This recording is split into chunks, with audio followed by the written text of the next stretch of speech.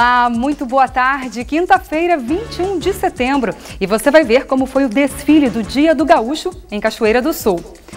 E hoje falamos de oportunidade para pessoas com deficiência serem inseridas no mercado de trabalho. Você vai ver todos os detalhes do Dia D, que acontece semana que vem em Cachoeira do Sul. E uma atividade que tem se consolidado aqui no Rio Grande do Sul, o voluntariado. Pessoas que são movidas pela dor, pelo aperfeiçoamento profissional e pelo amor. A gente percebe que os verdadeiros beneficiados somos nós mesmos que atuamos, né? Quando tu dá algo e recebe algo em troca, assim, muito bom, e não algo material, mas algo mais importante.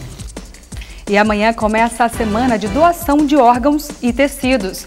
Falamos ainda de uma doença que mata uma pessoa a cada 6 segundos no mundo, o diabetes e suas possíveis complicações. É a partir de agora no NT Sul.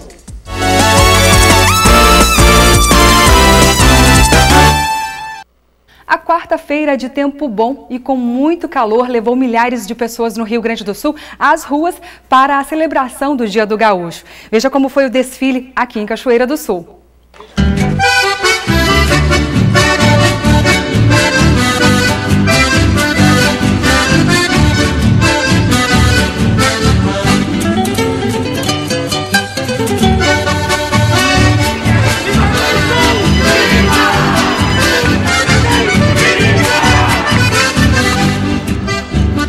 Eu vou a cavalo de malicuia e se Deus quiser.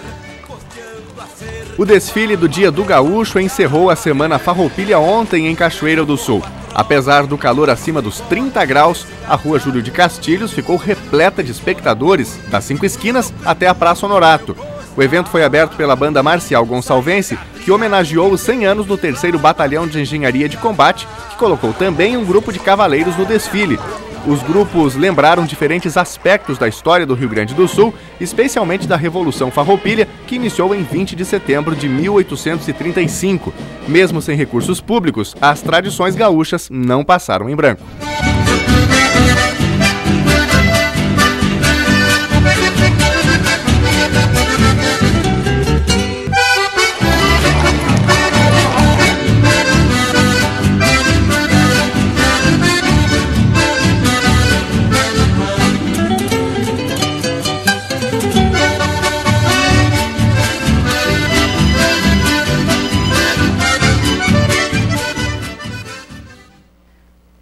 Meio-dia e 2 pelo horário de Brasília. Lembrando que você participa do jornal de hoje pelo Face. Acesse a nossa página facebook.com/TV Cachoeira. Lá no vídeo ao vivo de hoje, deixe seu recadinho e daqui a pouquinho eu quero interagir com você.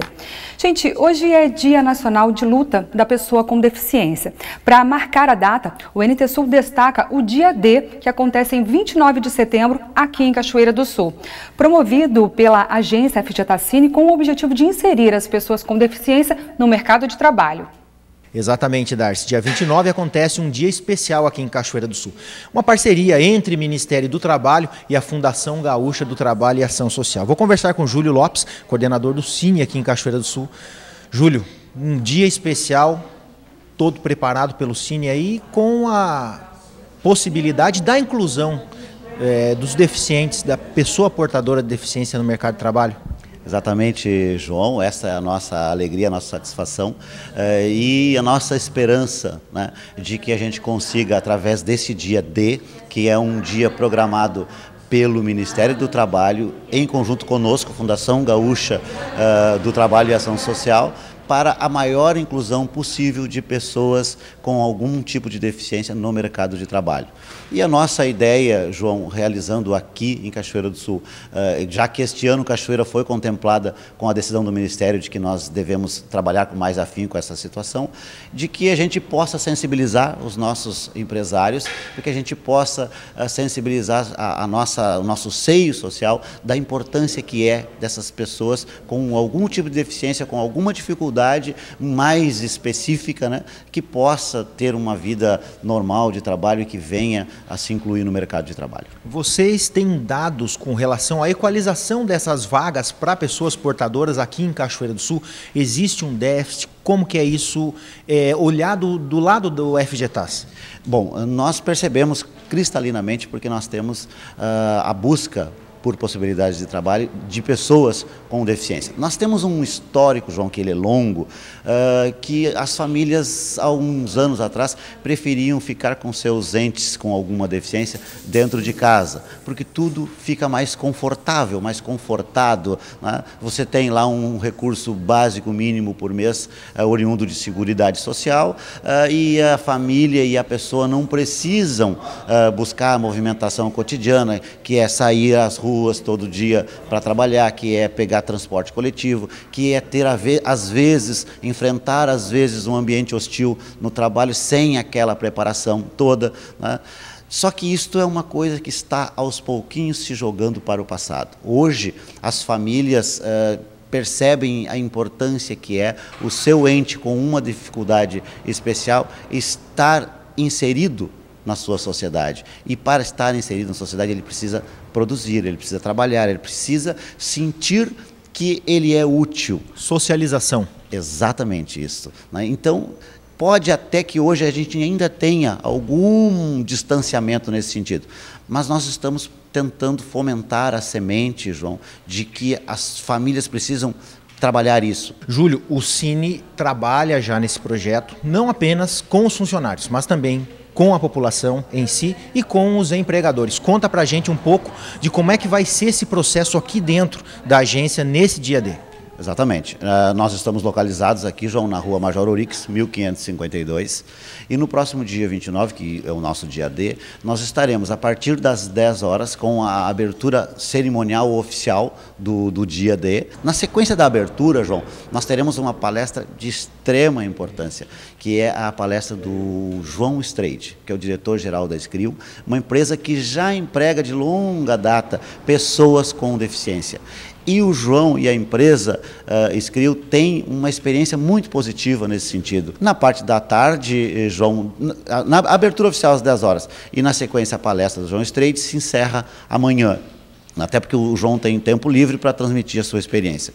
Na parte da tarde, a partir das 14 horas, nós teremos aqui o grupo de danças da APAI fazendo uma apresentação.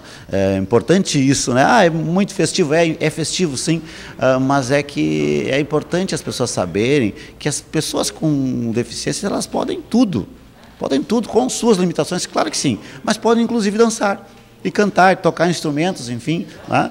Na sequência da apresentação da APAI, nós teremos a hora da APODEF, que é a Associação dos Portadores de Deficiência Física de Cachoeira do Sul.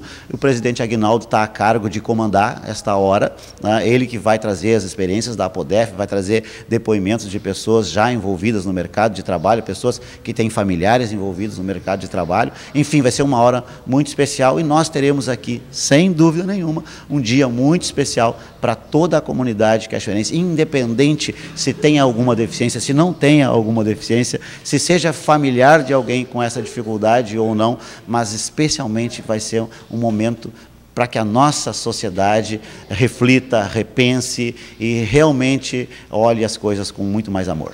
Então tá certo, quero agradecer o Júlio, coordenador do Cine aqui de Cachoeira do Sul, e convidar você a também participar desse dia especial que está sendo preparado com muito carinho pelos funcionários aqui do Cine em Cachoeira do Sul.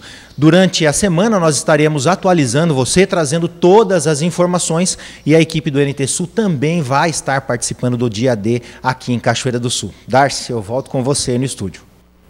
Tá certo. Obrigada, João Paulo, pelas informações, ao Júlio também. Gente, você vai conhecer agora uma história em que um grande trauma se transformou em solidariedade e levou uma pessoa a ajudar jovens em situação de vulnerabilidade. Uma prova de como o voluntariado pode mudar não só a vida de quem é ajudado, mas principalmente a de quem ajuda. No ano passado, a arquiteta Camila D'Agostin foi sequestrada e passou mais de 1 hora na mira de uma arma. Os sequestradores eram jovens com menos de 18 anos de idade. A experiência traumática fez com que Camila repensasse sua vida. É uma coisa que tu nunca mais esquece, é uma coisa que te revolta no primeiro momento, quer ir embora, vou embora. Como eu parei para pensar, eu acredito em Deus, assim, numa coisa maior, eu pensei assim, eu tenho que fazer alguma coisa, não adianta eu fugir, eu ir para outro país, eu negligenciar assim, o lugar que eu moro, que eu gosto, que eu vivo. Atualmente, Camila é voluntária no Centro Evangélico Luterano, o CEDEL, no bairro Azenha, e no Hospital da Criança da Santa Casa. O CEDEL atende crianças da Vila Lupicínio Rodrigues, a antiga Vila Planetário. No turno inverso à escola, as crianças têm atividades lúdicas e pedagógicas. Camila é uma das responsáveis pelo brechó da entidade e também ministra oficinas para as crianças. Foi um clique assim que me deu, que mudou para sempre, eu acho, minha vida, e é uma coisa que a partir de hoje, assim, até o final eu vou fazer esse voluntariado e incentivo as pessoas a fazer. A entidade conta com outros voluntários, o que é sempre uma ajuda bem-vinda. Cada pessoa que vem fazer um trabalho voluntário, seja ele qual for, de algum serviço de reparos, de fazer carretos para nós, de auxiliar na cozinha, no brechó, na horta ou em acompanhamento às crianças, ele acrescenta muito do ponto de vista educativo. Porque onde pessoas se conhecem, elas trocam entre si, se aproximam e o mundo melhora também. Camila chegou ao CEDEL porque participou de um programa de voluntariado. O SESC, através do programa SESC de voluntariado, ele faz a articulação entre pessoas que querem desenvolver um trabalho voluntário e entidades sociais que têm interesse em receber essas pessoas. Então, na primeira etapa, nós fazemos um curso de 20 horas, e após a conclusão do curso, com o certificado, o voluntariado é encaminhado para uma entidade do seu interesse e que tem essa possibilidade de recebê-lo. E a seguir falamos mais sobre o voluntariado, uma atividade que está se tornando uma tradição aqui no Rio Grande do Sul. Essas pessoas são movidas pela dor, como é o caso da Camila, que você viu nessa reportagem, pela solidariedade, pelo aperfeiçoamento profissional e também, é claro, pelo amor à causa. A gente percebe que os verdadeiros beneficiados somos nós mesmos que atuamos, né? Quando tu dá algo e recebe algo em troca, assim, muito bom, e não algo material, mas algo mais importante.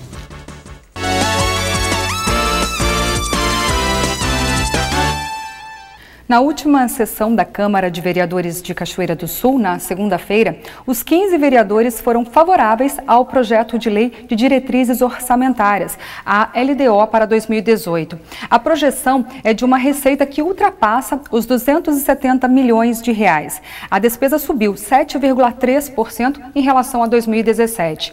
O projeto recebeu dos vereadores 7 emendas que foram detalhadas pelo diretor-geral da Câmara, Roger Zan.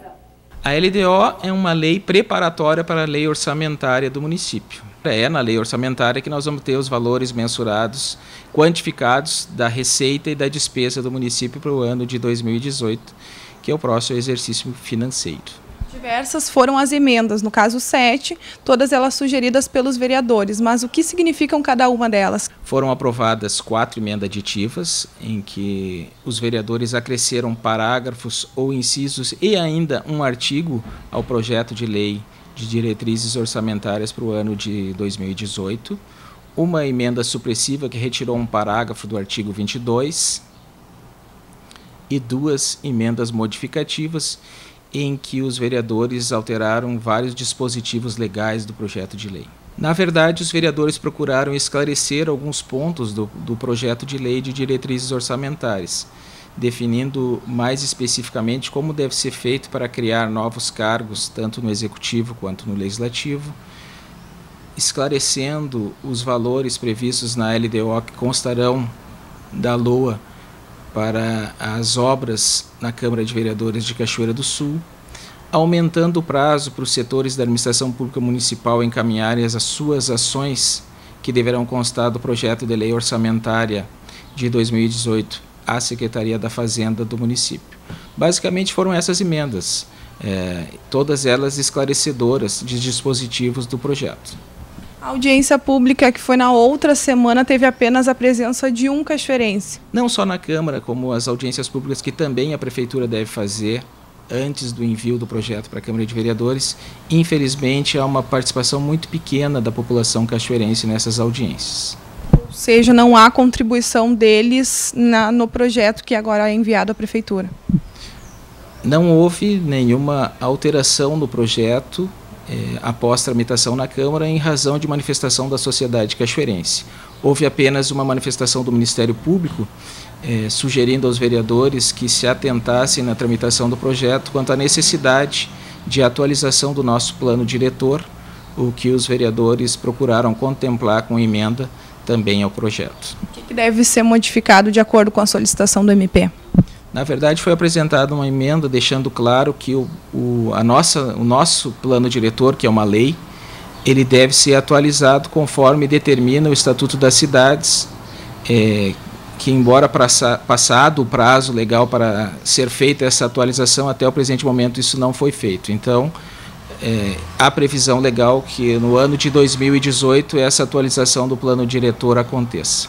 O diretor-geral da Câmara garantiu que o projeto deve ser encaminhado ao prefeito municipal Sérgio Gnatti nesta semana para sanção ao veto. Caso sancionado, a próxima fase do sistema orçamentário, que é o encaminhamento do projeto de lei pelo prefeito à Câmara, tem o prazo legal até dia 20 de outubro.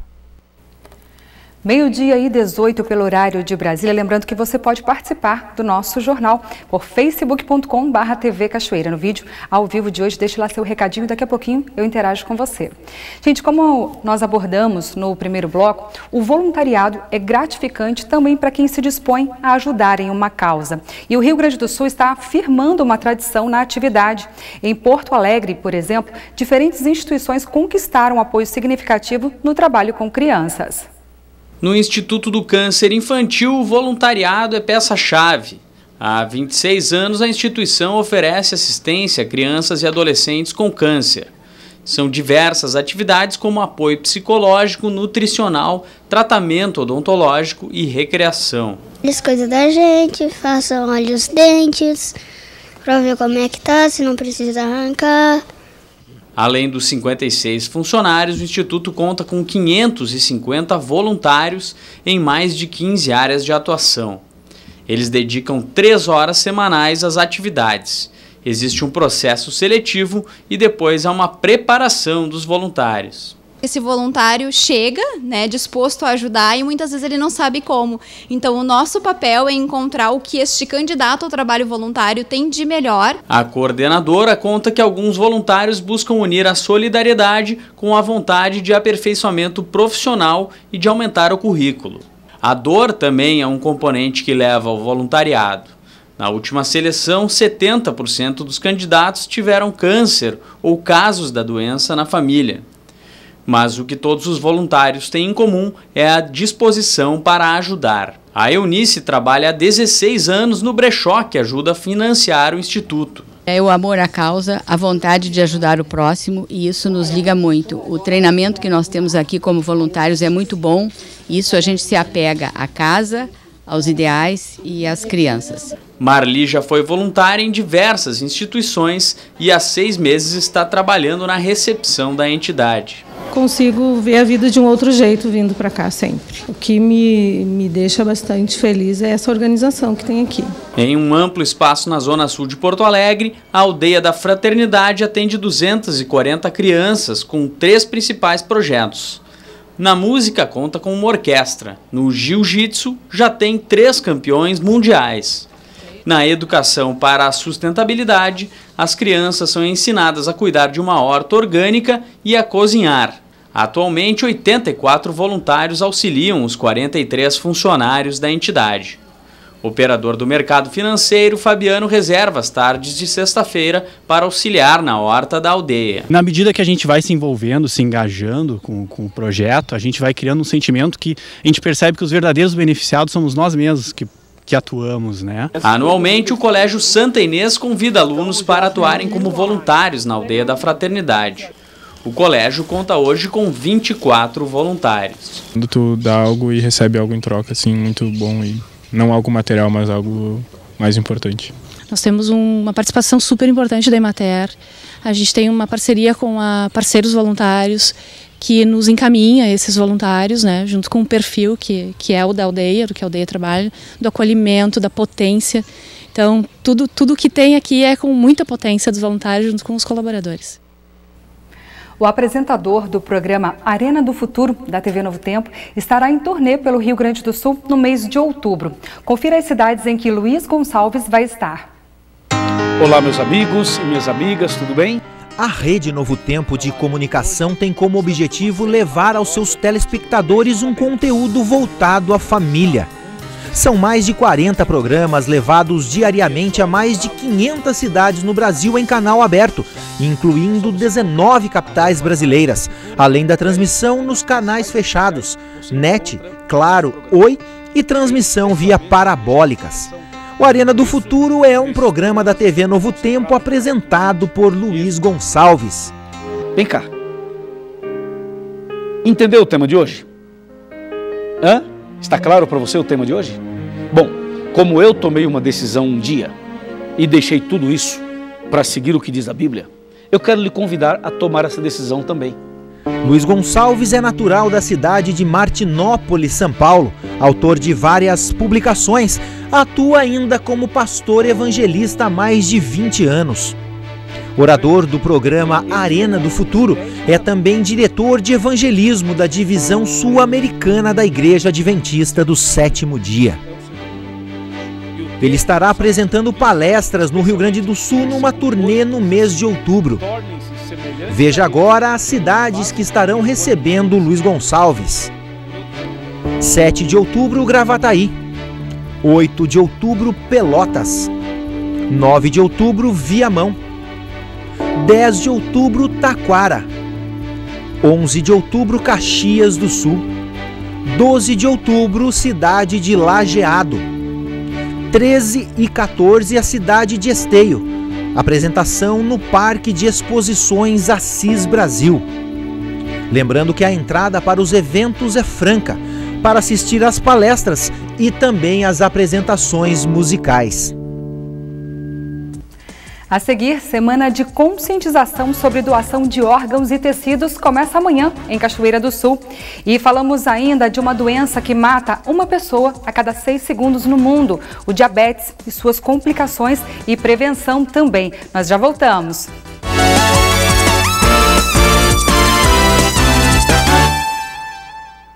O NT Sul já está de volta, agora 12h27 pelo horário de Brasília. Lembrando que você participa conosco pelo Face. Acesse a nossa página facebook.com/TV Cachoeira e assista ao NT Sul de qualquer lugar do mundo.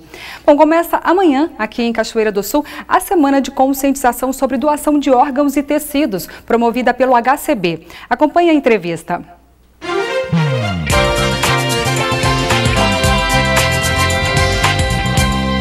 Nós vamos falar sobre captação e doação de órgãos. Para isso, eu recebo Amanda Oliveira, que é coordenadora da Comissão Intra-Hospitalar de Doação de Órgãos e Tecidos aqui de Cachoeira do Sul, do Hospital de Caridade e Beneficência. Um conjunto de profissionais que atuam nessa casa de saúde se reúnem para trabalhar esse tipo de conscientização e desenvolvem uma semana de atividades, incluindo a sociedade e profissionais médicos habilitados a explicarem a importância da conscientização da doação de órgãos e tecidos, que ainda não alcança os números que se espera quando se pensa na importância da doação, quando se pensa na importância de se doar a vida de alguma forma para uma outra pessoa. É isso mesmo, Amanda? Isso. Boa tarde. Boa tarde. Então, inicia na sexta-feira a semana, um destaque para a palestra com 2 profissionais médicos que trabalham diretamente com a captação e diagnóstico de pacientes em morte encefálica. Como abordar a importância desse tipo de conscientização, tanto para profissionais como para a sociedade de uma forma geral? Bom, na sexta-feira, então, vai ter essa palestra na UBRA. Os profissionais que estarão presentes conosco são o Dr. Ricardo Carreira, que é o neurologista, que nos auxilia, então, aqui em Cachoeira, no diagnóstico de morte encefálica, e o Dr. Lucas, que é coordenador da Opus 6, que é o órgão que regula a nossa CIDOT, né, que fica em Lajeado, a Opus 6. Na verdade, a nossa palestra tem um enfoque esse ano para profissionais da área da saúde, para nos ajudar a disseminar o quanto é seguro, né, o nosso protocolo, o nosso processo, né, o quanto o diagnóstico de morte encefálica ele é seguro, para que eles nos ajudem a divulgar o trabalho da CIDOT, o trabalho da OPO, né? Então o enfoque dessa palestra da sexta-feira é esse, é para profissionais da área da saúde. Especialmente porque a gente tem um curso agora de nível superior em Cachoeira, né, da área de enfermagem, que também eu acho que qualifica e permite que essas pessoas desmistifiquem algumas coisas, né? Eu acho que o mais importante é a gente deixar claro agora, inclusive, tratando com um pessoal que nos assiste em casa, as dúvidas que nós geralmente temos com relação ao diagnóstico da morte encefálica, qual é a diferença entre estar morto, estar com possibilidade de retornar à vida, enfim, essas dúvidas que permeiam e mistificam tanto e acabam comprometendo, eu acho, né, Amanda, muitas vezes o processo de doação. Como que isso funciona? Se tivesse que dizer didaticamente para alguém, como vocês já estão acostumados a fazer, né, abordarem os familiares e explicar que aquela é uma situação irreversível e que existe ali a possibilidade de salvar uma vida ou de pelo menos qualificar por mais tempo a vida de alguém que tem um problema crônico. Com certeza a falta do entendimento da morte encefálica ainda é um problema muito grave que a gente encontra.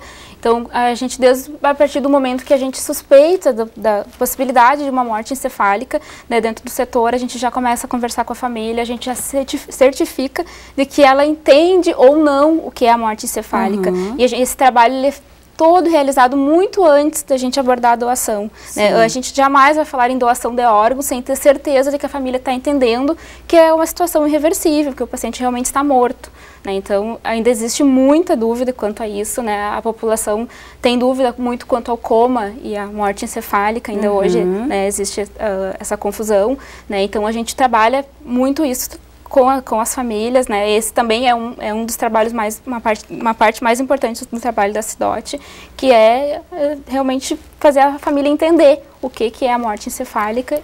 Então, o que é morte encefálica e o que é coma? O que diferencia um do outro? Na morte encefálica, o que mantém, né, os órgãos funcionando e o coração batendo são aparelhos, né? O cérebro não envia mais comandos para os demais órgãos. O coma é diferente, né? No coma, os demais órgãos continuam funcionando independente de aparelhos, né? O coma a gente pode reverter. A morte encefálica não, é a morte, é irreversível. Durante um curto período, o coração vai continuar batendo, mas porque tem aparelhos fazendo com que isso aconteça. A partir do momento que esses aparelhos são desligados, né, e rapidamente o coração para de bater. Amanda, 15 anos que vocês trabalham dentro dessa comissão intra-hospitalar, até o momento 27 captações e tem algumas negativas. 27 captações em 15 anos é um número muito baixo. Como reverter isso? De que forma a gente precisa abordar esse assunto? A nossa responsabilidade pessoal, inclusive, com relação à doação de órgãos, deve começar de que forma? Avisar a família.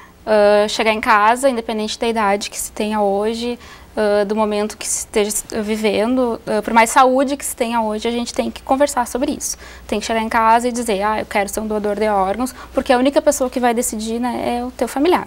Então tem que dizer, porque hoje a nossa maior causa de negativa é, eu não sei o que o meu familiar queria.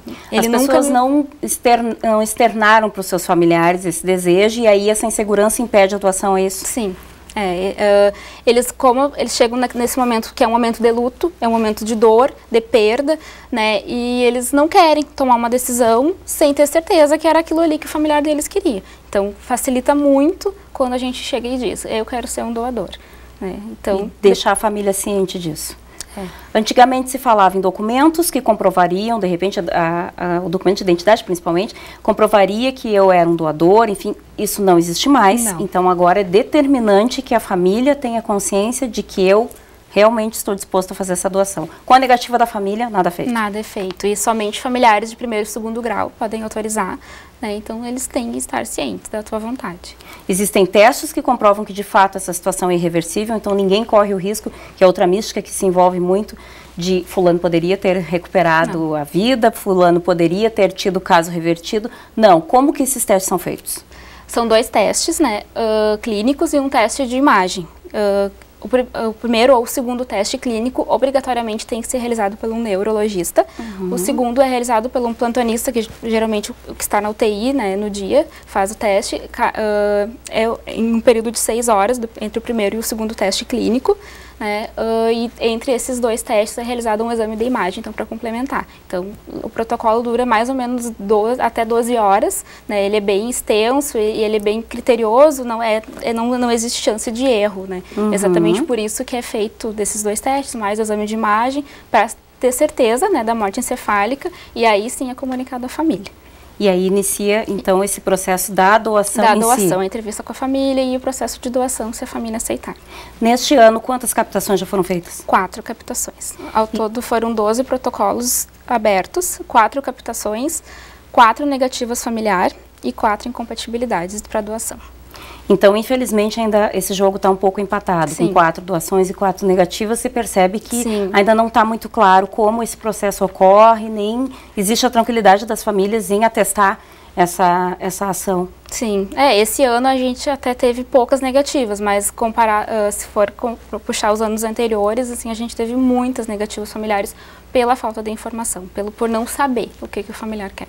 Na abertura da semana, então, um direcionamento técnico e ao longo da semana, onde as pessoas podem ser envolvidas para entender dessa forma bem didática, como tu colocaste para mim, o processo de doação e a importância dessa conscientização. Sim, na sexta-feira na UBRA, então, vai ser abordado todo o protocolo de morte cefálica, como ele é realizado do início ao fim pelo neurologista aqui de Cachoeira, ele que participa da grande maioria dos nossos protocolos, né? Então, quem tiver dúvida pode participar, é aberto ao público, né?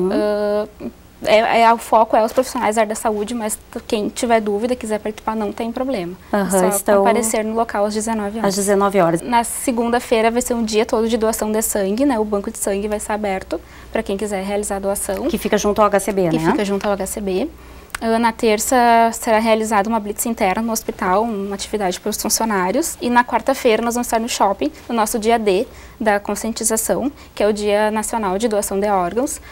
Nós vamos estar a partir das 11h30 da manhã até as 14h30 no shopping, dando informações, distribuindo folders. E marcando presença. Marcando presença. E a partir das 19 horas também nós vamos estar por lá. Em 2 turnos? Em 2 turnos. Só a equipe Sidote que participa dessa atividade ou toda a equipe do hospital se envolve de alguma forma? Nessa atividade, a equipe Sidote também foi aberta para os acadêmicos da enfermagem da UBRA, que vão ajudar. Que fazem essa parceria com vocês. Para eles já nos ajudar a divulgar o nosso trabalho e conscientizar as pessoas, né, o quanto é importante conversar e avisar que quer ser um doador. Então tá, agradeço a presença da Amanda aqui conosco, nos trazendo informações a respeito da doação de órgãos e dessa programação intensa aí que vai acontecer a partir de sexta-feira.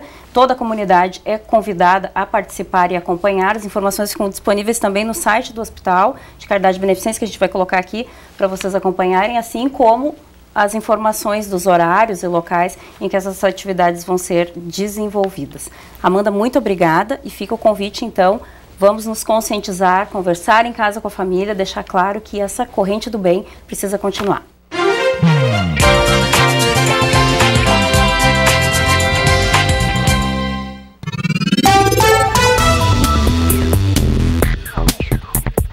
A quinta-feira começou com tempo aberto e céu claro em Cachoeira do Sul. O dia será de sol com poucas nuvens e temperatura elevada. Não há previsão de chuva, mínima de 20 e máxima de 32 graus. Na sexta-feira, o dia será de sol com aumento de nuvens pela manhã, pancadas de chuva à tarde e à noite. As temperaturas ficam entre 21 e 28 graus. Já no sábado, teremos dia chuvoso. Durante dia e noite, as temperaturas ficam entre 20 e 25 graus. Confira no mapa como fica o tempo hoje. O sol predomina no Rio Grande do Sul nesta quinta-feira, com expectativa de tempo aberto em quase todas as regiões.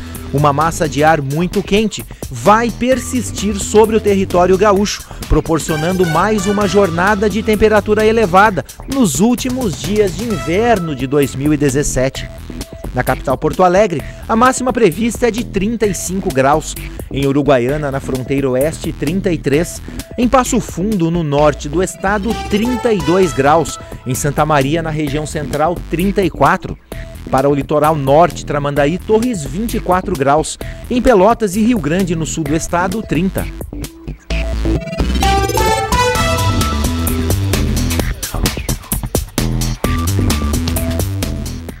Segundo a Organização Mundial da Saúde, a OMS, o diabetes mata uma pessoa a cada 6 segundos no mundo. Para falar sobre esse assunto, sobre essa doença, a gente recebe aqui no estúdio do NT Sul a endocrinologista Elisa Zanchetti. Boa tarde, Elisa. Boa tarde, tudo bem? Seja muito bem-vinda, tudo bem? Muito obrigada. Bom, Elisa, a população, de uma forma geral, subestima essa doença? Eu acredito que sim, tá? Na questão do diagnóstico, até está sendo cada vez mais frequente as pessoas procurarem médicos para fazerem aqueles exames gerais, periódicos, então até não existe tanto esse atraso no diagnóstico. Mas depois do diagnóstico, começado o tratamento, os pacientes geralmente não apresentam sintomas pelo diabetes, né? A doença fica relativamente controlada, né? Os níveis glicêmicos caem para níveis um pouquinho mais baixos. Então aí é que acontece essa questão que você fala do subestimar, né? O paciente não está tendo sintomas, então a princípio ele se sente bem, né? O paciente pode estar apresentando uma glicemia em torno de 300, 350, que é um nível bastante alto, e não ter sintoma algum.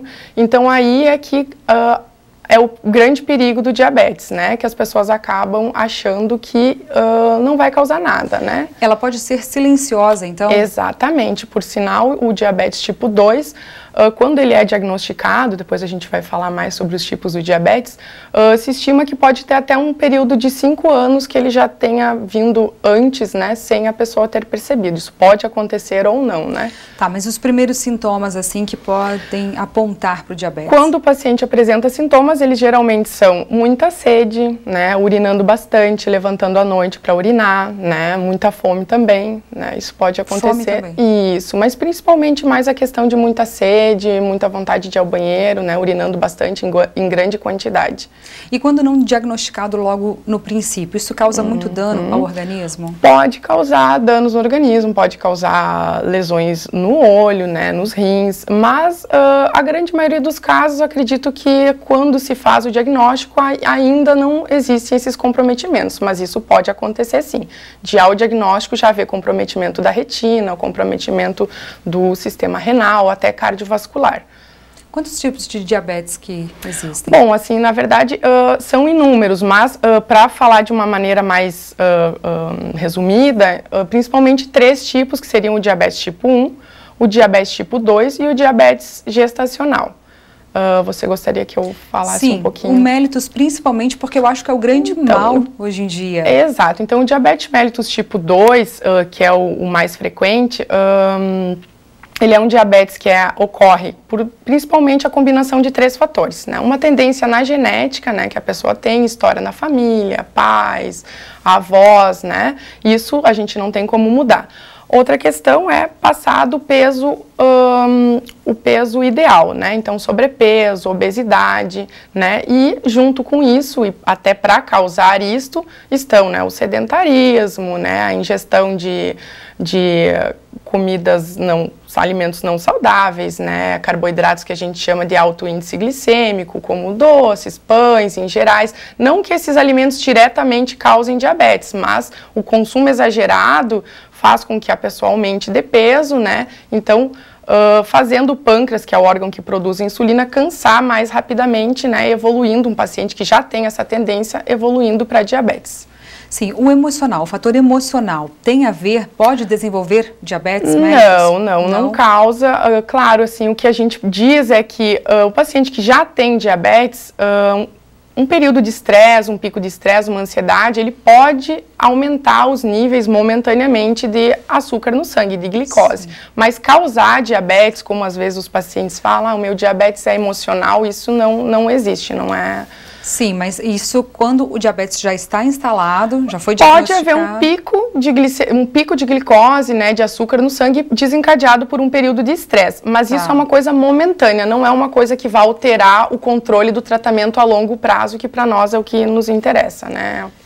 Um dado que eu gostaria de passar aqui é que 70% das amputações realizadas aqui no Brasil são decorrentes do diabetes, o que representa em torno de 55 mil procedimentos por ano. Elisa, a que se deve isso?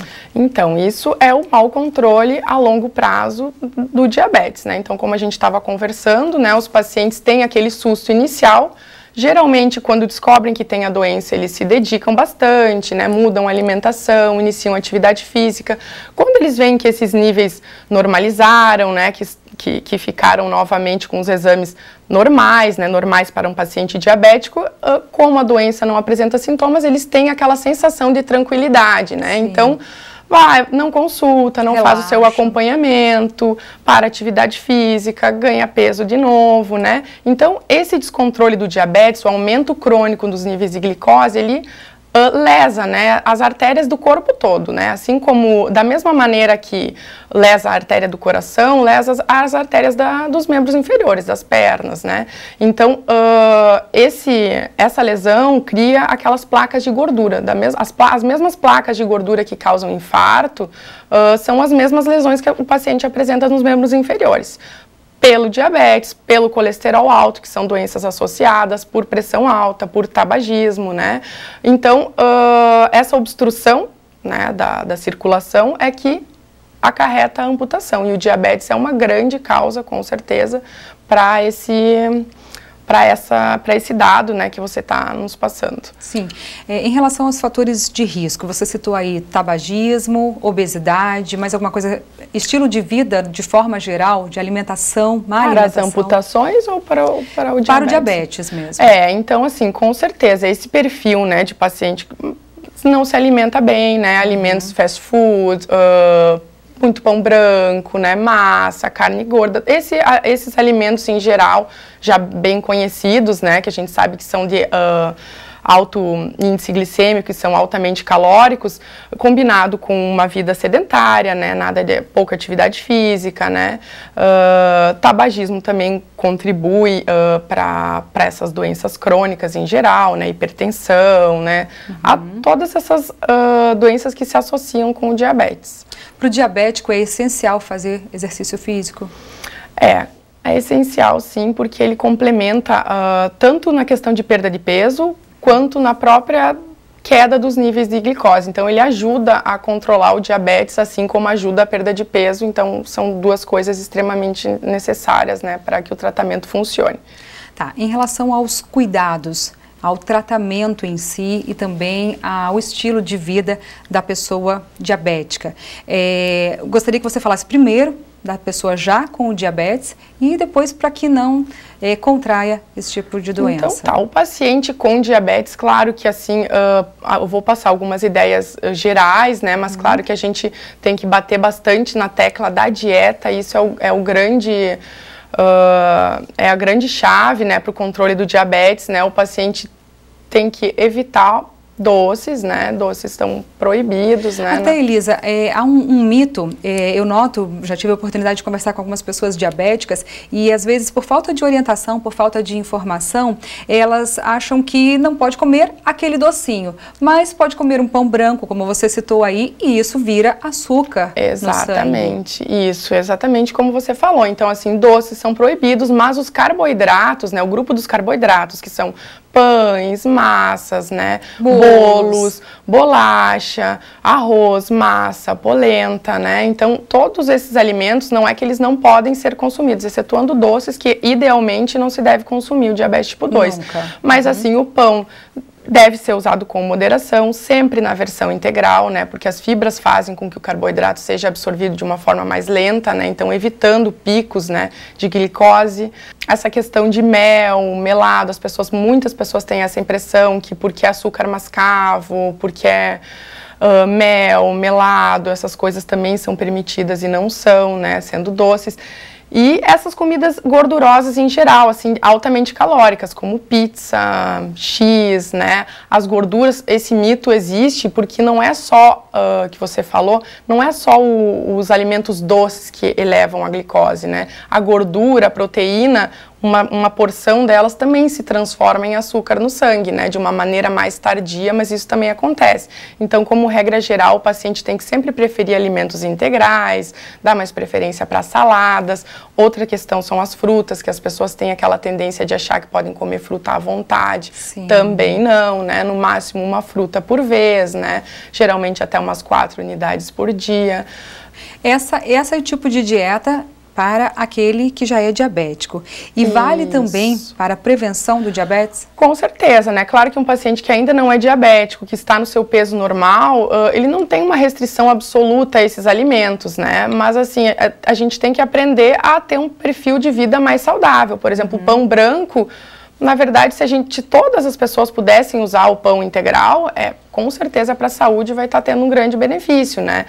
Sucos, né? Suco natural, que as pessoas também acham que né, por ser natural é mais saudável, tem que ser consumido com bastante moderação, porque são altamente calóricos, né? E tem bastante quantidade de açúcar, de doce ali, né? Fast food em geral, né? Então as pessoas, mesmo quem não tem diabetes, né? Quem não tem problema com peso, isso também não deve ser consumido de uma maneira desregulada, né? Então o nosso habitual tem que ser uma dieta com integrais, com saladas, frutas, né? E nada em excesso, porque até comida saudável às vezes também tem essa impressão, né? Porque arroz integral ou porque arroz e feijão, posso comer quanto eu quiser porque é saudável. Isso também é um mito, né? A gente tem que comer para manter o nosso peso no ideal, né? No momento que você está passando do seu peso, você deve ter a certeza que você está ingerindo a mais do que você deveria, seja arroz e feijão, seja bolacha, seja fast food, né? A dieta, então, seria a chave para se evitar e para se tratar de forma eficaz. Exatamente, assim, eu costumo dizer que é muito difícil um diabético conseguir o controle adequado sem uma alimentação correta. Os remédios agem, a gente tem uma gama de medicações novas, que também tem a questão do preço, né, nem todas são tão acessíveis assim, mas sem a dieta, eu diria que assim é muito difícil a gente trazer o paciente para o controle ideal do diabetes e evitar, então, essas complicações que você estava citando, né? Como amputação, assim como infarto também, que é uma coisa muito associada.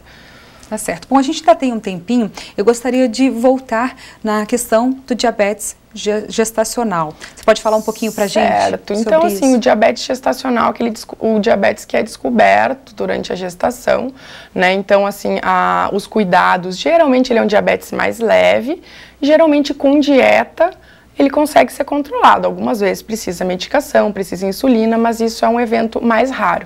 Então, os fatores para desenvolver são basicamente os mesmos do diabetes tipo 2, né? Então, a mulher que está mais acima do peso, que tem uma história na família, né? Com um pouquinho mais de idade, tá? Então, é mais frequente nessas pessoas. E as mulheres que têm diabetes gestacional, tem que saber que, apesar de depois de ter o bebê, esse diabetes geralmente ele some, né? Então, por isso mesmo a gente faz um teste 6 semanas depois para ter essa certeza, mas se ele é gestacional, então ele vai desaparecer, mas essa tendência continua lá. Então, se a mulher desenvolver o diabetes gestacional, ela com certeza tem um risco futuro de diabetes tipo 2, porque a essência da doença é a mesma. Ah, tá. E quanto ao diabetes tipo 1, já nasce com a O diabetes tipo 1, não necessariamente, geralmente não, né? Mas a gente sabe que ele é um diabetes mais severo, no sentido que o paciente desenvolve uma agressão autoimune, quer dizer que o próprio corpo gera essa agressão contra o órgão produtor da insulina, né, contra as células ali do pâncreas. Então o paciente perde completamente a capacidade de produzir insulina. Isso só não é verdade no primeiro ano, geralmente, da doença, ele pode ter um resquício de produção de insulina. Depois o paciente fica completamente dependente do tratamento insulínico, né? Então ele vai precisar de insulina rápida, insulina lenta. Então, o caso do diabetes tipo 1, ele não tem opção de fazer tratamento com medicação via oral, né? Claro que a dieta sempre é importante em um e um outro, mas é um diabetes um pouco mais complicado, assim como é mais raro. É mais comum em crianças, mas acontece em adolescente, em adulto, então, inclusive até idosos. O tipo 1 na fase adulta? Em qualquer idade. Em qualquer idade, apesar de ser mais frequente na infância, né, e ser conhecido por tal, né, por um bebê de 3 meses ou uma criança de 2 anos, ele é um diabetes que pode acontecer ao longo de toda a vida. Tá certo, muito esclarecedora a nossa conversa, viu? Muito obrigada, Elisa. Feliz. Tá certo, ótimo. Obrigada, viu? Então tá, eu que agradeço o convite. Bom, nós ficamos por aqui, obrigada pela tua companhia, uma ótima tarde para você. Tchau.